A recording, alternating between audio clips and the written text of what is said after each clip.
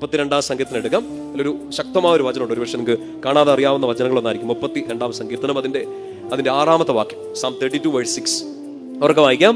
ആകയാൽ ദൈവഭക്തർ ആപത്തിൽ അവിടുത്തോട് പ്രാർത്ഥിക്കട്ടെ. ആര്? ദൈവഭക്തർ. എങ്ങനെയാണ് ദൈവഭക്തരുടെ അടയാളങ്ങളാണ് നമ്മളിപ്പോൾ പറഞ്ഞത്.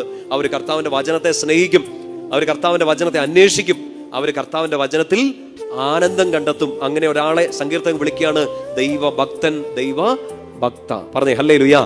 അവരെന്താ ചെയ്യുക? 32:6 വായിച്ചേ. ദൈവഭക്തർ ആപത്തിൽ അവിടുത്തോട് പ്രാർത്ഥിക്കട്ടെ. അടുത്ത വാക്യം ഉറക്കെ വായിച്ചോ.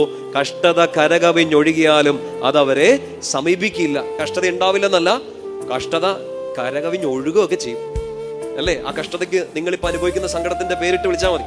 നിങ്ങളുടെ ദുഃഖമോ ദുരിതമോ വേദനയോ ആവലാതിയോ സങ്കടങ്ങളോ കൺഫ്യൂഷൻസോ, നിങ്ങളുടെ ട്രോമാസ്, നിങ്ങളുടെ വേദനകൾ നിങ്ങൾക്ക് തീരുമാനം എടുക്കാൻ പറ്റാത്ത അവസ്ഥ, ഇന്നിപ്പോ ഈ വചനം കേൾക്കുന്ന ഈ മണിക്കൂറിൽ കടന്നു പോകുന്ന എന്ത് കഷ്ടതയാണേലും അതിപ്പോ ഇത്രേ ഉണ്ടാവുള്ളൂ.